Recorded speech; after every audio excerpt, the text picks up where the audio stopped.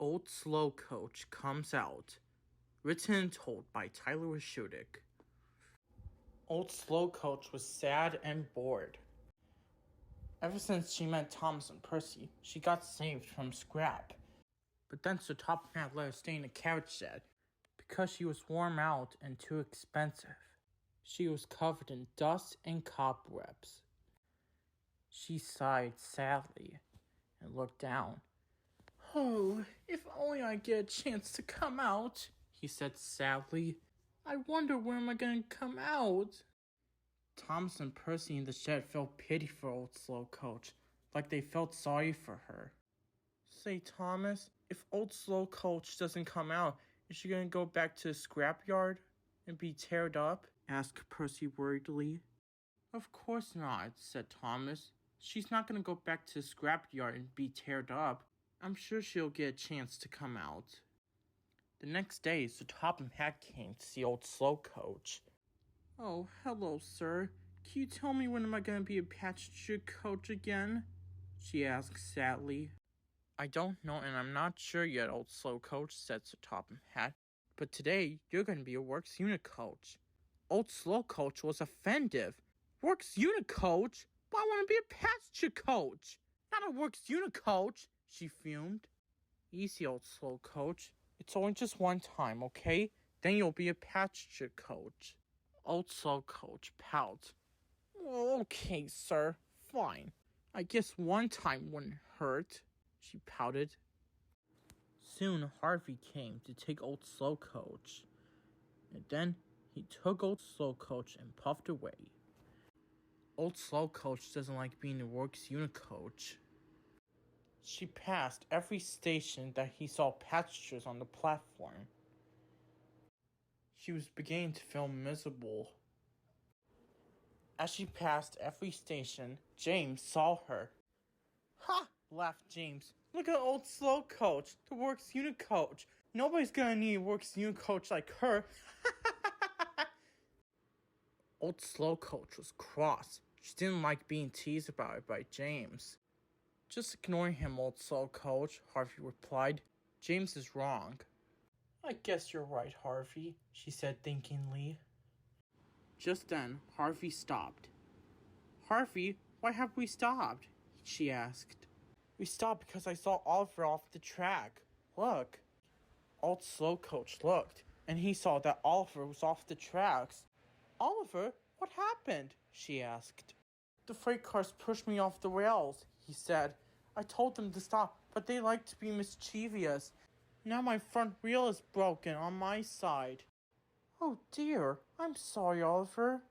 Then she got very angry and firm at the freight cars. "You freight cars should know better! You don't push Oliver off the tracks and broke his wheels!" she snapped angrily. "You freight cars are nothing but trouble!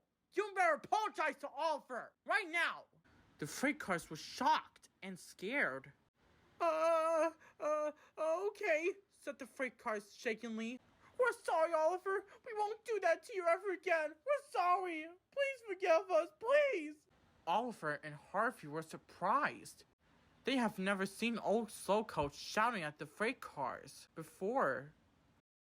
Soon Oliver was back on the tracks, and then Harvey puffed away to put Old Slow Coach back to the carriage shed. As Harvey puffed up Gordon's hill, his wheel slipped. "Oh!" he groaned. He huffed and puffed as hard as he could. Suddenly, the coupling broke. An Old Slow Coach rolled down the hill. "Oh my! Oh, help!" she wailed. She tried to put on her brakes, but she couldn't ask the conductor. She had jumped clear. She tried to put on her own brakes, but she couldn't. There was worse to come. There ahead was Thomas on the siding taking water. The signalman changed the points just in time. "Cinders and ashes!" exclaimed Thomas. Just ahead, he saw Percy pulling the mail fans. Another signalman changed the points just in time. "Bust my buffers!" exclaimed Percy. Just ahead was Lois Suttery, and there on the siding was a big bank of earth, just like what happened to Percy. She tried to put on her brakes as hard as she could. Then suddenly, she stopped in front of the bank of earth. Phew, that was a close one, she said thankfully. Soon Harvey came to see if Old Slow Coach was all right. Are you alright, Old Slow Coach? Harvey asked.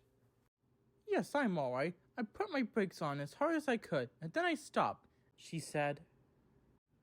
Just then, Thompson Percy arrived, which Topham had. He walked towards her and stopped. Uh-oh, I hope I'm not in trouble, and I hope he's not cross, she said to himself. But Sir Topham Hatt wasn't cross, he was smiling. Old Slow Coach, I am very proud of you after what you did was right. Old Slow Coach was astonished. But why, sir? She asked. Well, Old Slow Coach, said Sir Topham Hatt replied.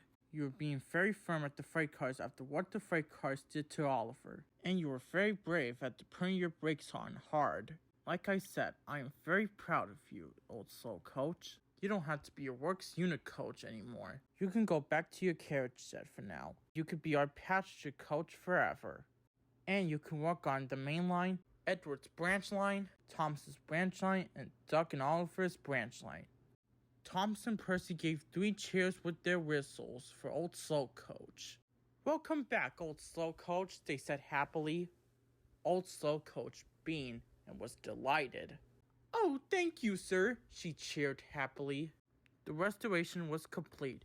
She was happy to work on Thomas's branch line, Oliver and Duck's branch line, Edward's branch line, and the main line. She enjoyed working on the railway again. And also, it was good for Old Slow Coach to come out again. And she was the happiest coach of all.